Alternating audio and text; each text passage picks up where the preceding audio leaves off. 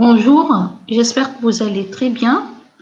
Alors aujourd'hui, on se retrouve dans une vidéo concernant la propagation des ondes électromagnétiques dans le vide. Tout d'abord, la question que vous allez tous poser, c'est quoi une onde? En fait, une onde, c'est la propagation d'une variation du champ électrique et magnétique dans l'espace et dans le temps. On peut prendre l'exemple d'une émission radio. Donc, on utilise un courant alternatif et le déplacement des électrons va engendrer une onde électromagnétique qui se propage à la vitesse de la lumière qu'on va noter C. Ainsi, on peut communiquer l'information. Donc, reprenons maintenant le couplage du champ électrique et magnétique B, qui est la base de la propagation des ondes électromagnétiques. On peut citer une famille d'ondes qui est très importante, celle de la lumière. Donc, quelques exemples ici pour quelques longueurs d'onde, comme par exemple la radiation gamma, pour une longueur d'onde de 10-12, l'ultraviolet, l'infrarouge, et à haute fréquence, on retrouve donc l'émission radio et pour une longueur d'onde donc de l'ordre de 10 supérieur à 1 mètre. D'accord? Donc, la lumière est donc un champ électrique et un champ magnétique qui s'influencent mutuellement au cours de la propagation. Donc, le comportement de ces champs est régi localement par les équations de Maxwell, qu'on va les voir plus tard. Donc, dans un premier temps, on va définir une onde. C'est quoi une onde? Donc, physiquement, une onde est une grandeur physique qui évolue dans le temps et dans l'espace. Elle peut être scalaire ou vectorielle. Vectorielle comme le champ électrique et le champ magnétique. Donc, cette onde-là, on va la noter psi, qui dépend de l'espace x, y, z et du temps. Donc, on peut aussi l'écrire psi de r t. D'accord? Une onde progressive maintenant. Donc, c'est la propagation d'une perturbation d'un point A vers un point B en transportant de l'énergie et la quantité de mouvement, mais sans transporter de la matière, c'est-à-dire sans transporter une masse. Donc, une onde progressive, lors de sa propagation, produit, donc, lors de son passage, une variation réversible des propriétés physiques locales du milieu. Donc, on peut voir cet exemple-là, d'accord? Donc, la propagation de l'onde qui se déplace sans déformation. Donc, une onde qui se déplace sans déformation est une onde qui est dite progressive. Maintenant, on va définir une onde plane. On entend toujours des ondes planes, mais on ne sait pas quand est-ce que l'onde est plane. Alors maintenant, on va définir une onde plane. Donc, la propagation se fait par une onde plane lorsque la grandeur physique est à chaque instant la même en tout point d'un plan d'onde quelconque perpendiculaire à la direction de propagation. Donc, je m'explique. Donc, tout d'abord, dans un plan d'onde, la diffusion de la particule reste constante.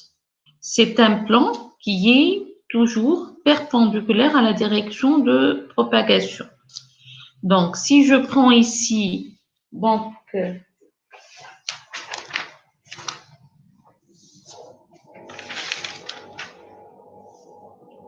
si je prends ici le cas d'une propagation le long de l'axe Z, donc je sais que le plan d'onde perpendiculaire, le plan perpendiculaire à l'axe Z, il est défini par Z égale à constant. Et pour que la fonction d'onde soit constante dans le plan d'onde, elle ne doit dépendre que de Z. Donc, c'est une fonction qui reste constante lorsque dans le plan d'onde qui est défini par Z égale à constante. D'accord? Donc, je reprends une onde plane. Toutes les particules dans le plan d'onde ont même état vibratoire, c'est-à-dire même champ électrique et magnétique. Comment on détermine un plan d'onde? Il suffit de savoir la direction de propagation et le plan d'onde, c'est un plan perpendiculaire à la direction de propagation. Donc, une onde plane, elle doit être donc la même dans ce plan-là, qui est dit plan de propagation. Qui est dit plan d'onde. Donc, maintenant, on va passer à la détermination de l'équation de propagation du champ électrique et du champ magnétique dans le vide. Donc, on entend le mot vide, donc je vais définir le vide brièvement. Donc, on dit vide lorsqu'on n'a pas de diffusion de charge, c'est-à-dire ni charge volumique ρ, ni courant de conduction J. Le vide est toujours dépourvu de charge et de courant. D'accord? Donc, pour déterminer l'équation de propagation soit du champ électrique, soit du champ magnétique, on se base principalement sur les équations de Maxwell. On est dans le vide, donc dans un premier temps, on va écrire les équations de Maxwell dans le vide. Je rappelle donc les caractéristiques du vide qui sont la permittivité epsilon 0 et la perméabilité mu0. Et le vide, il est défini par cette équation-là qui lie entre mu0, epsilon 0 et la célérité de la lumière, c. Donc, je vais avoir toujours mu0, epsilon 0, c au carré égale à 1. Et je rappelle que l'indice 0 indique le vide. Le vide dépourvu de charge, c'est-à-dire la densité volumique de charge égale à 0, et de courant de conduction, c'est-à-dire J égale à 0. On rappelle les équations de Maxwell dans le vide, qui vont s'écrire dans ce cas-là. Maxwell-Gauss, donc G ρ égale à 0, donc je vais avoir un 0 ici. Ça, c'est la conservation de la charge électrique.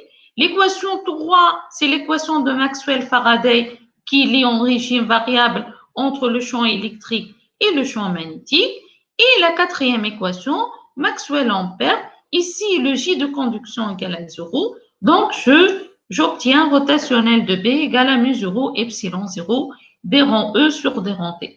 Donc, pour déterminer l'équation de propagation, par exemple, pour le champ électrique, c'est-à-dire je vais avoir une équation différentielle en fonction du champ E seulement.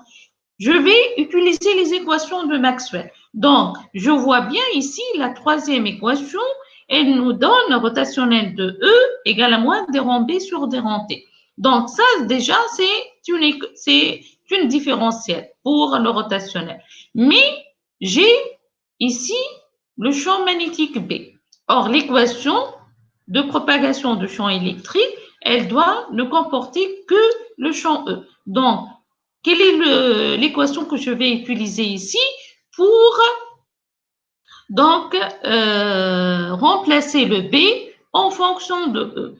Donc, automatiquement, vous voyez en face directement, c'est la relation adéquate que je vais utiliser qui nous donne une relation entre B et E. Donc, je vais insérer 3 en 4 et je vais retrouver l'équation de propagation. Comment faire? Ici, j'ai rotationnel de B. Ici, j'ai B. Donc, pour avoir rotationnel de B, je vais appliquer à l'équation 3 le rotationnel. Voilà. Donc, rotationnel de E, ça, c'est la définition des opérateurs. Donc, les analyses vectorielles nous donnent rotationnel de E égale à grade divergence de E moins Laplacien de E. Maintenant, on va faire 3 et 4. Voilà. Donc, rotationnel de E. Donc, puisqu'ici, le divergence de E égale à 0, il nous reste seulement moins Laplacien de E. Rotationnel de E moins des rangs B sur des rangs T. c'est moins des rangs sur des rangs T rotationnel de B. Donc, je vais dériver rotationnel de B par rapport au temps. Donc, directement, on obtient, donc ici, moins mu 0, epsilon 0, je la remplace par 1 sur C au carré, d'accord? Des rangs carrés E sur des rangs T au carré, plus Laplacien de E égale à 0. Donc, l'équation de propagation de champ électrique, c'est une équation donc d'Alembert, c'est une équation différentielle d'Alembert en fonction de champ électrique qui s'écrit dans le vide, je précise bien dans le vide, Laplacien de E moins 1 sur C au carré, des rangs carrés E sur des rangs T au carré égale à 0, ou bien vous pouvez la laisser en fonction de mu 0, epsilon 0. Vous obtenez Laplacien de E moins mu 0, epsilon 0, des rangs carrés E sur des rangs T au carré égale à 0. Donc, je vous donne l'occasion de faire le même travail pour le champ magnétique B. Donc, et vous allez retrouver l'équation de propagation pour le champ magnétique B, Laplacien de B moins 1 sur C au carré, des rangs carrés B sur des rangs T au carré, égale à vecteur nœud. Donc, en général, nous savons que le vide est dépourvu de charge et de courant. Donc, l'équation de propagation en fonction de la fonction d'onde de psi, elle va s'écrire Laplacien de psi moins 1 sur C au carré, des rangs carrés psi sur des rangs T au carré, égale à 0. Donc, il faut savoir retrouver les équations de propagation à ce niveau-là dans le vide. Donc, l'écriture des équations peut être condensée en introduisant donc l'opérateur d'Alembertien, puisque c'est l'équation d'Alembert, d'Alembertien de psi égale à 0. Avec d'Alembertien, c'est Laplacien moins 1 sur C au carré des rangs carrés sur des rangs T au carré, mais vous n'êtes pas censé à utiliser cet opérateur. D'accord? Juste pour votre connaissance. Maintenant, on va utiliser une propagation monodimensionnelle pour une onde plane. Donc, une propagation monodimensionnelle, c'est-à-dire la direction de propagation, il est unidimensionnelle. Je vais prendre le cas d'une direction de propagation le long de l'axe Z. Donc, nous avons dit que si la direction de propagation, il est le long de l'axe Z et l'onde est plane, elle doit être perpendiculaire donc à l'axe de propagation qui est défini par le plan d'onde Z égale à constante. Donc, la fonction d'onde va s'écrire dans ce cas-là psi de Z, c'est-à-dire elle va dépendre seulement donc de l'espace Z et du temps. Donc, si je reviens à l'équation de propagation, le Laplacien ici, le Laplacien qui est une dérivée seconde dans l'espace, il va comporter seulement la dérivée seconde dans l'espace par rapport à Z au carré. D'accord? Donc, ça, c'est l'équation d'Alembert à une dimension. Vous pouvez l'affecter au champ électrique, aussi bien au champ électrique qu'au champ magnétique. Maintenant, qu'est-ce qu'on veut savoir? Ça, c'est l'équation différentielle. Donc, tout de suite, on veut résoudre systématiquement cette équation différentielle.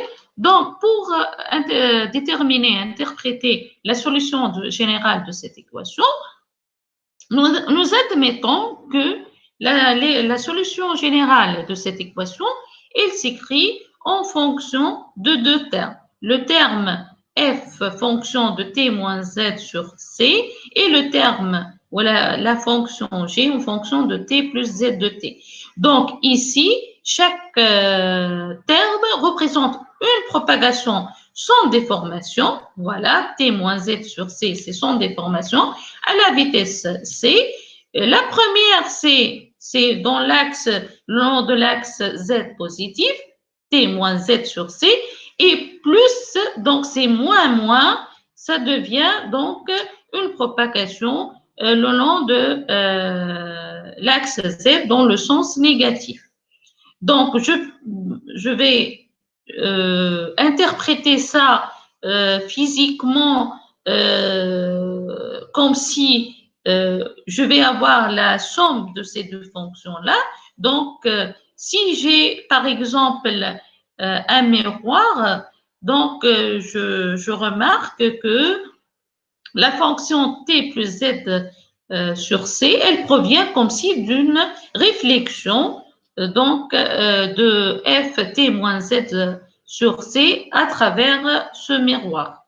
D'accord? On peut prendre un miroir blanc. Or, nous ici, le milieu, il est illimité.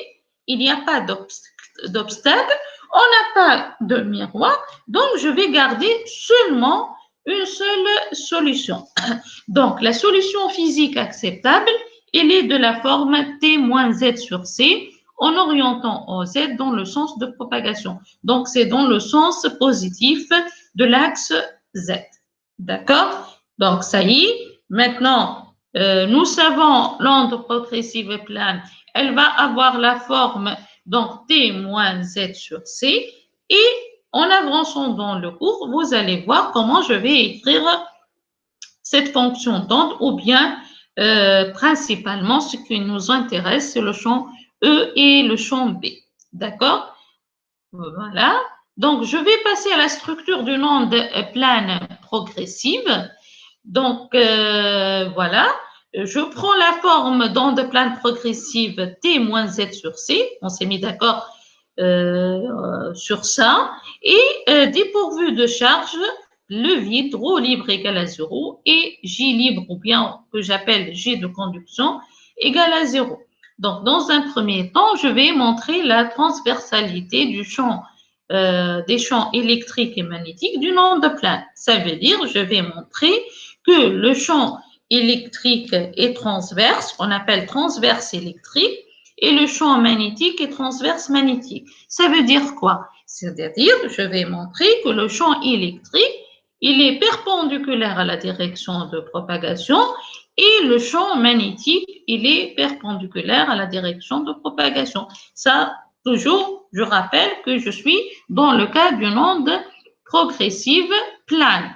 D'accord? Si les deux sont perpendiculaires, on va montrer tout à l'heure que le champ E donc, et B, ils vont se trouver dans un plan donc, qui est perpendiculaire à la direction de propagation.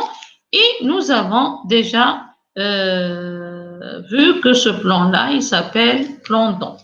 Effectivement, voilà. Donc, je vais avoir transverse électrique. Dans le vide, divergence de E égale à 0.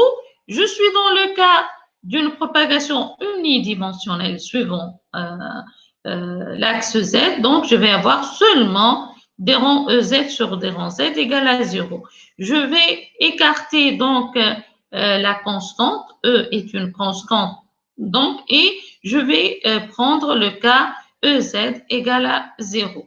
Donc, EZ égale à 0, c'est-à-dire la composante suivant la direction de propagation est nulle et par suite, le champ E est perpendiculaire à cette direction. Pareil pour le champ B. D'accord? Donc, si E et B sont transverses, on dit transverse électromagnétique, TEM. D'accord? TEM, c'est-à-dire E et B sont orthogonaux à la direction de propagation et donc sont contenus dans le plan d'onde. Maintenant, toujours pour faciliter le calcul mathématique, on essaie de mettre tout d'abord la fonction d'onde ou bien le champ électrique et magnétique sous une forme physique avec des paramètres physiques. Et ça, c'est dans un premier temps ce que je vais faire tout de suite. Mais après, bien sûr, dans le calcul, vous savez que toujours, pour simplifier les calculs mathématiques, je vais utiliser la notation complexe. Donc, ça, c'est le projet de ce qu'on va faire tout de suite. D'accord? Onde plane progressive, harmonique ou monochromatique, définition et expression. Ben, je m'explique ici. Onde plane progressive, ça y est, je connais la forme de l'onde, comment elle va s'écrire.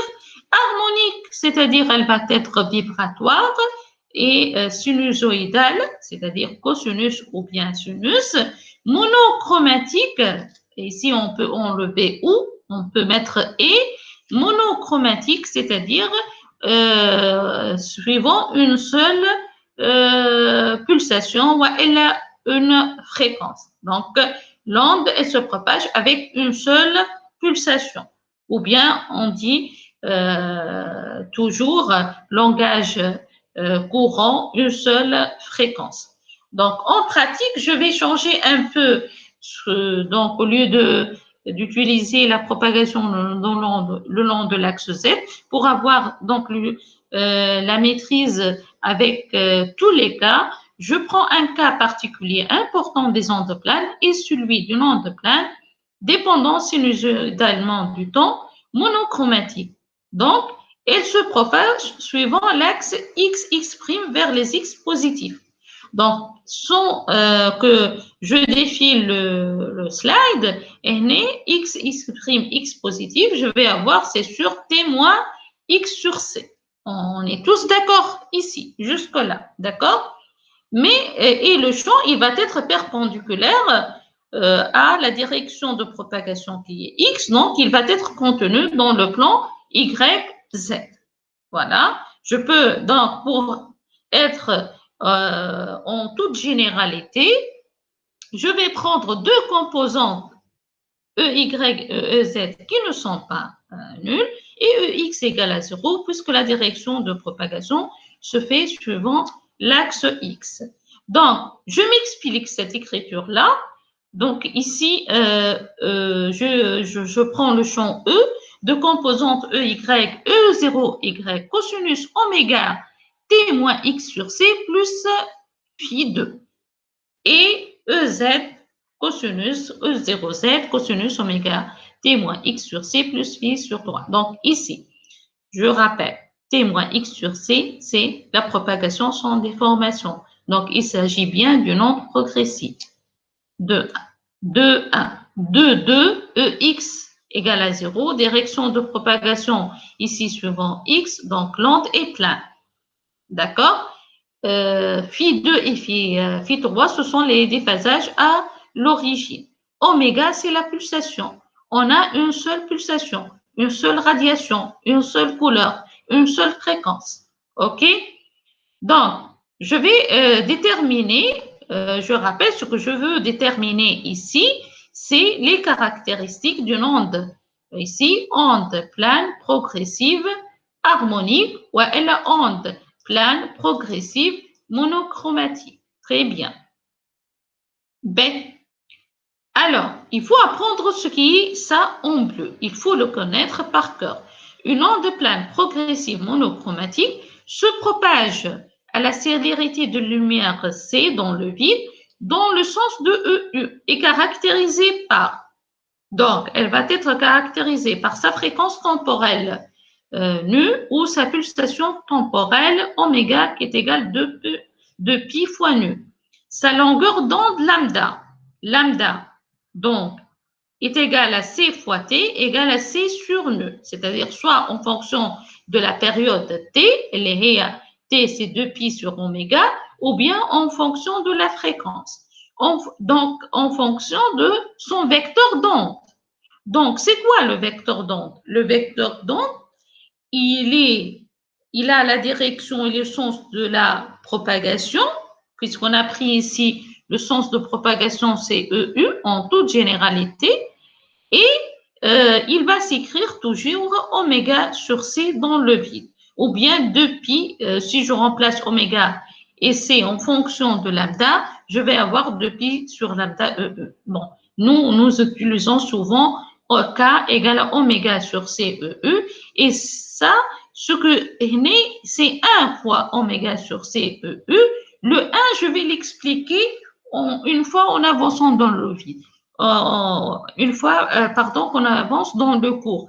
Parce que c'est N, le cas c'est N0, le vide, N0 oméga sur CEE. N0 dans le vide, l'indice de réfraction égale à.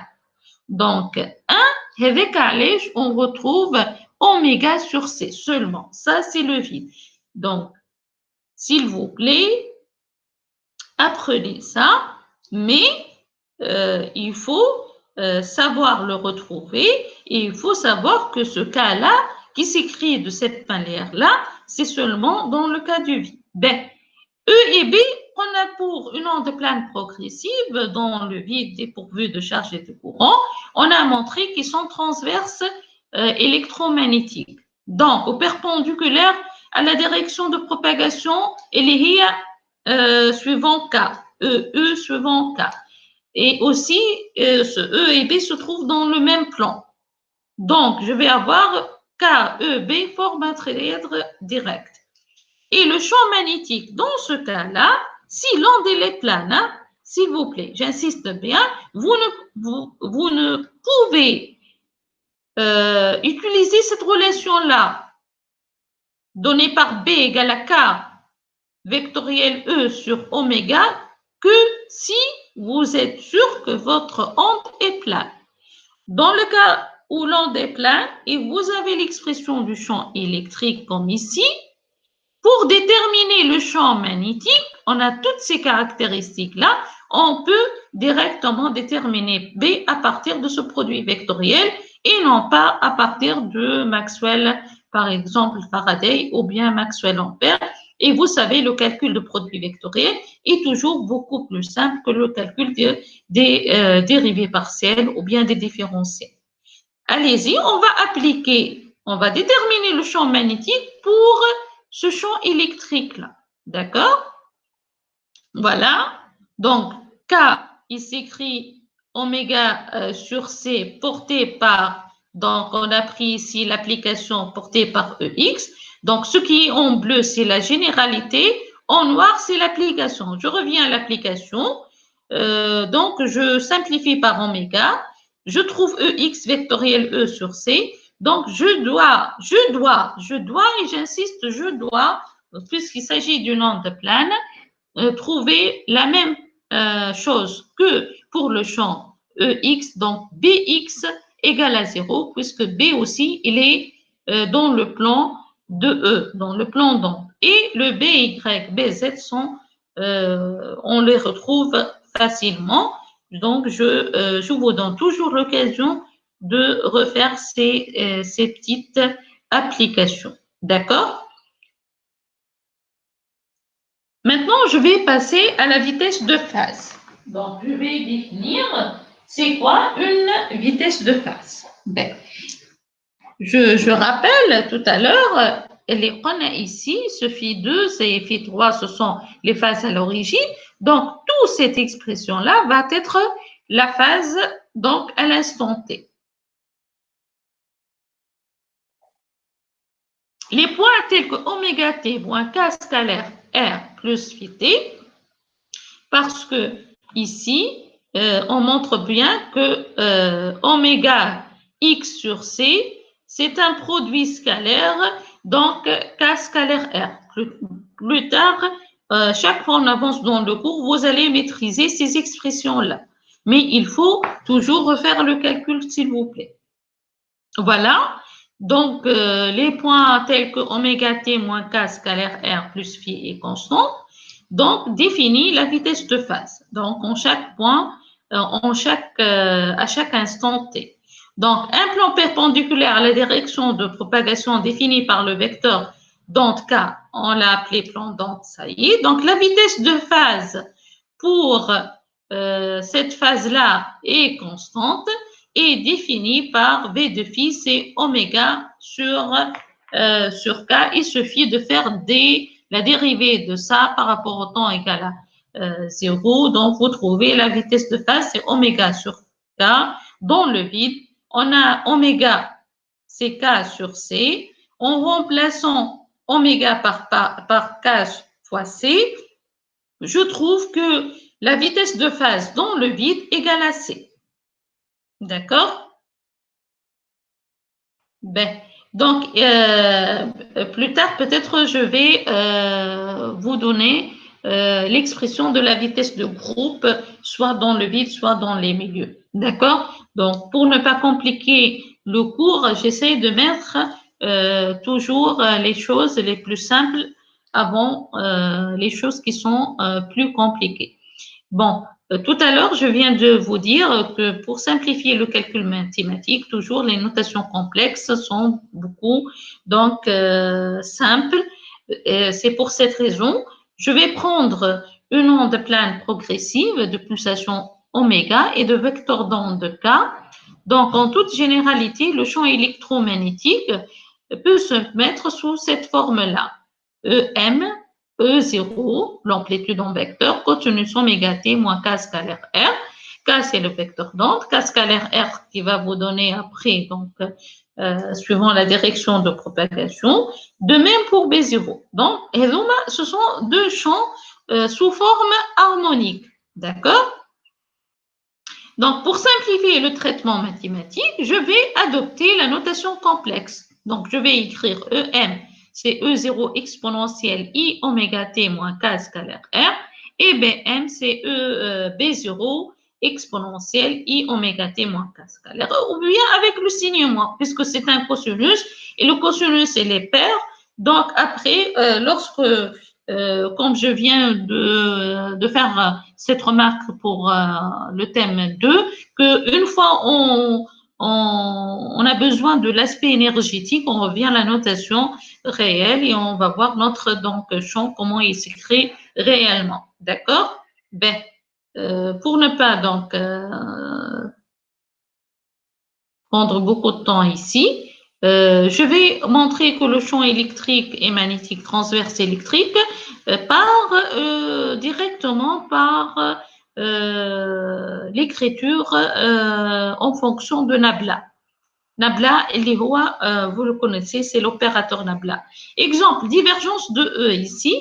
Donc, je vais faire des rangs E sur des rangs X et des rangs Y, c'est-à-dire je vais avoir une dérivée par rapport à R, par rapport à l'espace, qui s'écrit IKE.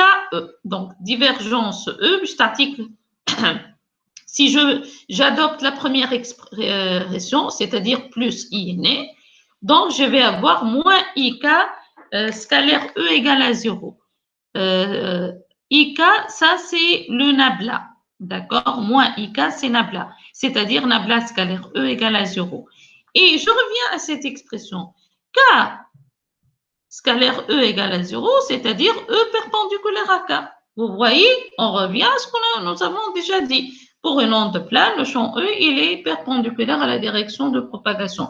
Divergence de B va vous donner la même chose. D'accord? Divergence de B, bistatique nabla scalaire B égale à 0 et K scalaire B égale à 0, donc B perpendiculaire à K.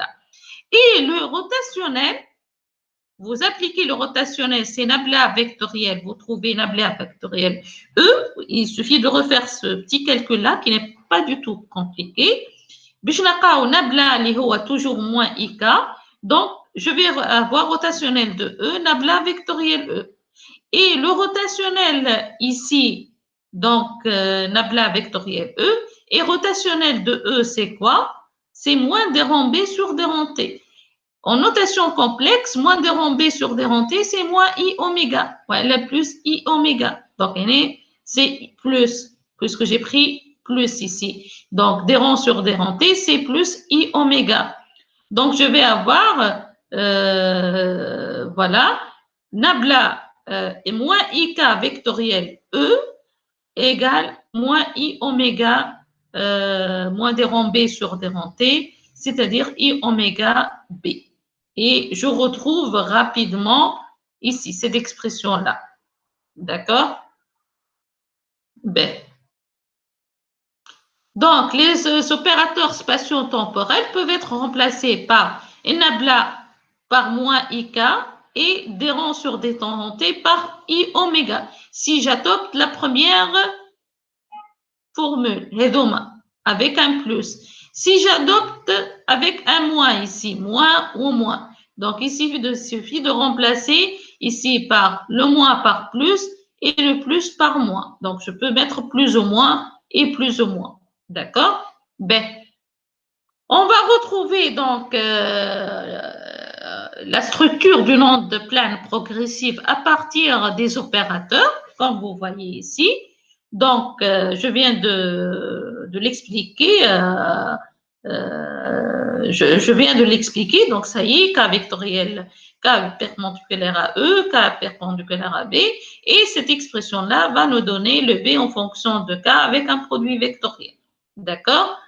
Donc, et le E, et inversement, Maxwell Ampère va vous donner le E. D'accord? Et ça, on ne peut l'appliquer que pour une onde plane. Et on peut montrer facilement que EBK forme un trièdre direct.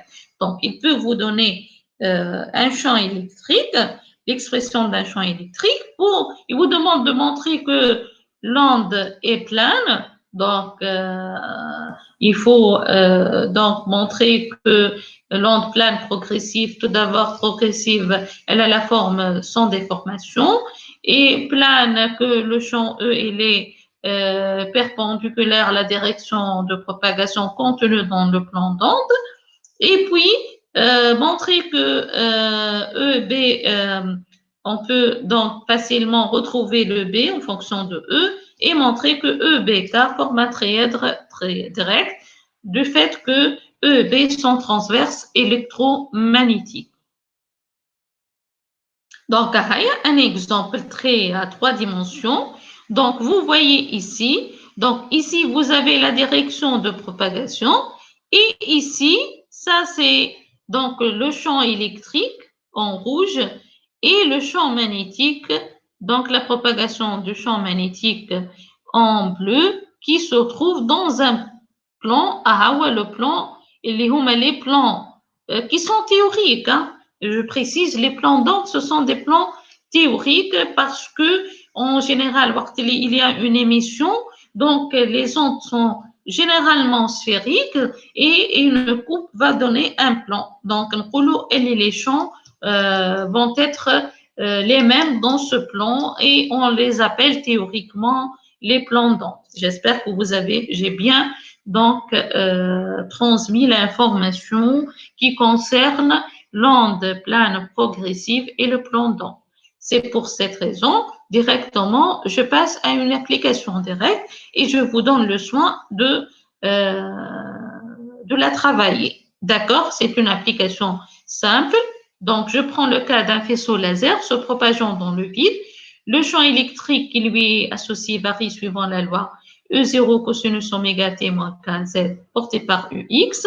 Le B, donc on va montrer que le B s'écrit de cette manière-là. On va vérifier l'égalité epsilon 0 et 0 au carré égale à B 0 au carré sur mu 0 et application pour une longueur d'onde égale à 0,633 micromètres. On va déterminer la fréquence de cette radiation-là. Ben, maintenant, on va passer à la relation de dispersion. C'est quoi la relation de dispersion? La relation de dispersion, c'est une relation qui représente tout d'abord le milieu et une relation entre le vecteur d'onde K et la fréquence, ou bien la pulsation. D'accord? Donc, c'est la dispersion du milieu. Je vais l'expliquer dans une autre vidéo lorsqu'on traite les milieux, les ondes électromagnétiques dans les milieux. Donc, à partir des équations de Maxwell, en injectant Maxwell-Faraday dans l'équation de Maxwell-Ampère, on peut déterminer facilement K en fonction de oméga, K au carré égale oméga au carré sur C au carré. Ça a été fait tout à l'heure. Comme un K, on a trouvé K égale à oméga sur C. Et sachant qu'en principe, il y a un indice certain, il est N0, mais le vide, il est défini par N0 égale à 1. D'accord? Donc, le fait que K au carré égale à, il est linéaire, une fonction linéaire par rapport à oméga au carré, donc le vide se comporte comme un milieu non dispersif et non absorbant.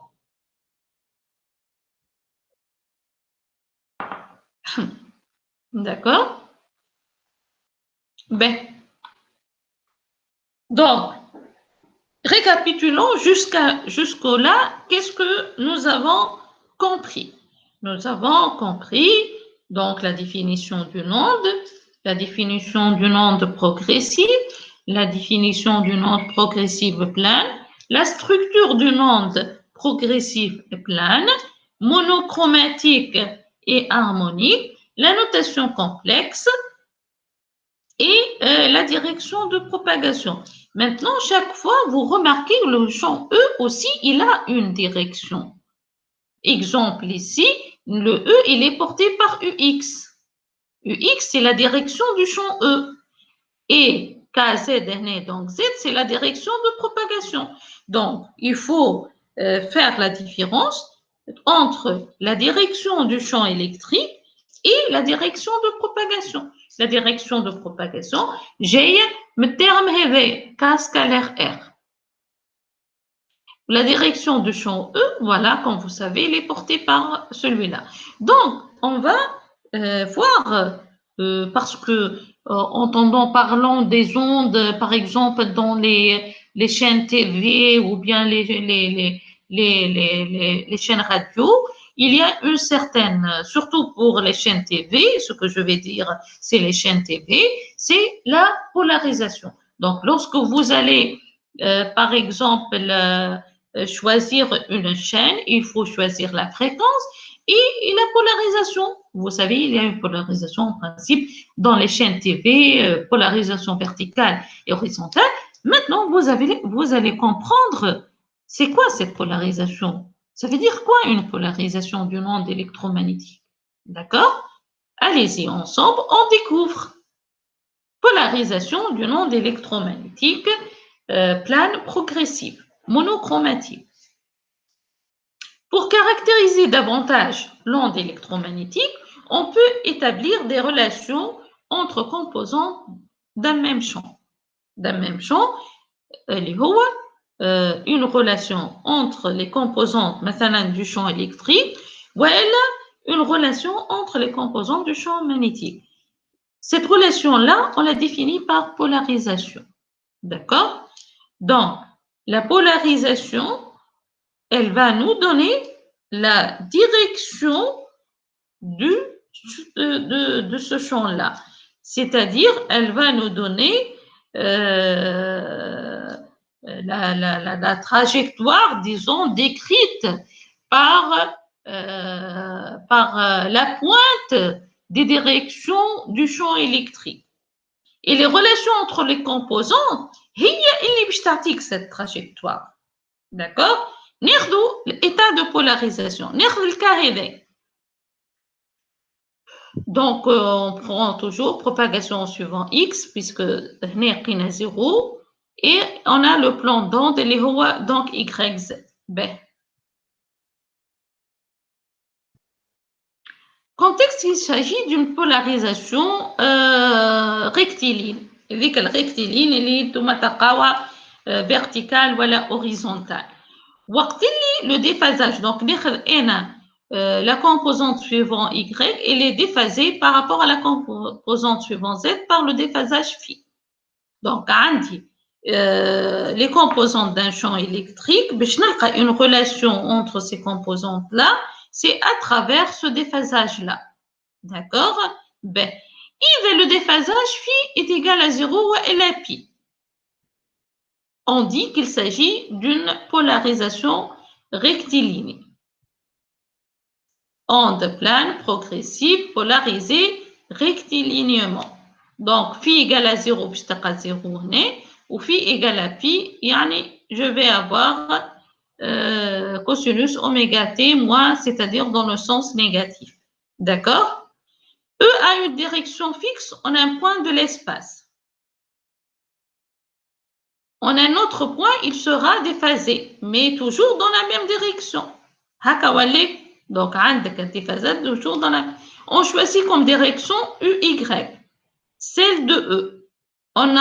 Si je choisis la direction E est suivant UY, donc je vais une polarisation rectiligne suivant UY. D'accord? Donc, le champ E qui s'écrit comme ça, c'est un champ, le déphasage phi est égal à 0, phi égal à 0, ou la direction de propagation suivant UY, donc, qui remplit les conditions d'une polarisation rectiligne, phi égale à 0, la direction de champ E est UY. Donc, c'est une polarisation rectiligne suivant UY. D'accord? Donc, le E, vous voyez en rouge suivant UY. L'onde est plane, B. نلقى le B, il est suivant UZ, puisque les هي تكون في le plan d'onde. CB. Donc, ici, en vert. Vous voyez? Donc, c'est une polarisation rectiligne. D'accord? Rectiligne, le champ E polarisé rectilinément suivant Y, et le champ B, il est polarisé rectilinément suivant UZ. Ben, la polarisation rectiligne, il est utilisé dans les émissions, etc. Donc, on la retrouve souvent. Qui fait une polarisation circulaire? Le déphasage phi égale à pi sur 2 ou à la 3 pi sur 2. D'une part. D'autre part, les émicônes, les amplitudes يعني E0Y égale à E0Z. Les amplitudes باش يكونوا في الcercle. باش يكون le champ E, il décrit un cercle. يعني le rayon doit être constant. Donc, le E0 هو le rayon. D'accord? Donc, il y a une circulation, polarisation circulaire droite. وقت اللي الفي droite, elle tourne vers la droite. وقت اللي phi égale à pi sur 2. 3 pi sur 2, donc, باش تزيد pi. Donc, une polarisation circulaire gauche. D'accord? Donc, E tourne dans ce cas la vitesse angulaire constante et il s'écrit comme ça. Donc, on va avoir aussi une activité sur la polarisation. L'activité, donc, 3, une partie sur l'onde plane et une partie sur la polarisation. Enfin, la polarisation elliptique, وقت اللي يبدا عندي فيه égale plus ou moins pi sur 2, mais circulaire. L'elliptique, elle est E0X, لازم تكون différente de E0Y. Donc, elle est à la forme elliptique. D'accord? Maintenant, le cas de la lumière naturelle. La lumière naturelle n'est pas polarisée. Elle est perturbée d'une façon aléatoire. D'accord? La direction des champs électriques et magnétiques sont aléatoires. Vous fixez. Or, وقت اللي تكون polarisée, لازم تكون la direction, la pointe de chaque champ, il est fixé. Il décrit une certaine trajectoire. Donc, une remarque que la lumière naturelle que vous connaissez, donc, n'est pas polarisée et n'est pas monochromatique. C'est une superposition des ondes planes progressives monochromatiques. يعني فيهم plusieurs fréquences et une perturbation donc aléatoire. On peut dire qu'on finit par l'aspect énergétique et la superposition d'une onde. Alors, attention, ça, je le dis et je le dis, parce que je sais qu'il faut toujours revenir au sol. Le sol, pour nous, c'est les notations réelles. Dans le cas, on commence à déterminer donc les énergies électromagnétiques, l'énergie rayonnée, dissipée, etc. Donc, les grandeurs énergétiques sont quadratiques. Il faut donc faire attention pour le calcul avec les notations complexes et prendre la notation réelle dans le cas où vous êtes en train de déterminer les énergies. Densité d'énergie électromagnétique. Et je remplace donc B dans une onde plane, en fonction, c'est epsilon 0 sur 2 E au carré. Donc, je n'ai epsilon 0 E au carré. E aussi, l'onde plane, il est facilement retrouvé en fonction de B. C'est 1 sur mu 0 B au carré. J'attire votre attention à une chose, peut-être une analogie. Et l'analogie, lorsque vous travaillez avec le champ E, epsilon 0. Lorsque vous travaillez avec le champ B, c'est 1 sur mu 0. Comme si l'analogie epsilon 0, va vous donner 1 sur mu0. Donc, mu0 va vous donner 1 sur epsilon 0. Juste une façon d'apprendre les formules pour ne pas donc les oublier. Quand est-ce que je mets epsilon 0, quand est-ce que je mets mu0. Voilà, une analogie. Si je travaille avec le champ E, c'est epsilon 0, le champ B, c'est 1 sur mu0. Et l'inverse, vice-versa. D'accord? Donc, faisons le calcul. Je vous donne le soin de refaire le calcul de l'application donnée en haut. Donc, la densité, la valeur moyenne de l'énergie électromagnétique, elle est 1 sur T, c'est la moyenne temporelle, 1 sur T, intégrale de 0T UEM dt, باش تلقاها 1 demi epsilon 0 E0 au carré. Le vecteur de Poynting, اللي هو c'est قلنا il est le moteur, voilà, le train de la puissance rayonnée, il est donné par la partie réelle. Vous voyez, je fais réel de E vectoriel B sur mu0, puisque j'ai la notation complexe. La partie réelle va nous donner E étoile, parce que je peux remplacer le B en fonction de E. Ah, je reviens ici, qui vais je le B en fonction de E. Voilà, vous allez trouver E0 au carré égale à B0 au carré mu0 epsilon 0, ou bien ici.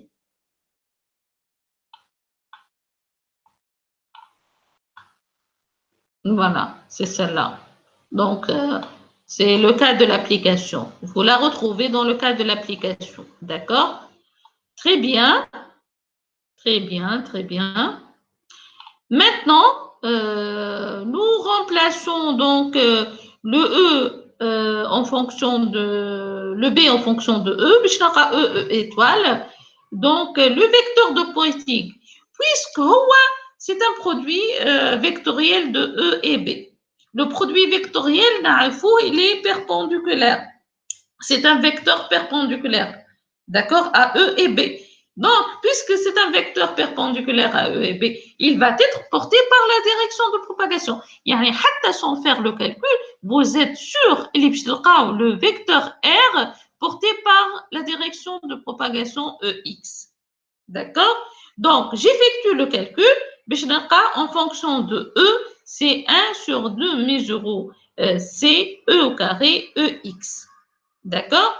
Donc, la vitesse de propagation de l'énergie, par définition, c'est la valeur moyenne de R sur la valeur moyenne de l'énergie, de la densité d'énergie électromagnétique. Et donc, des formules, il faut les savoir, hein, il faut les connaître, il faut les apprendre au fur et à mesure que vous allez pratiquer et faire des applications.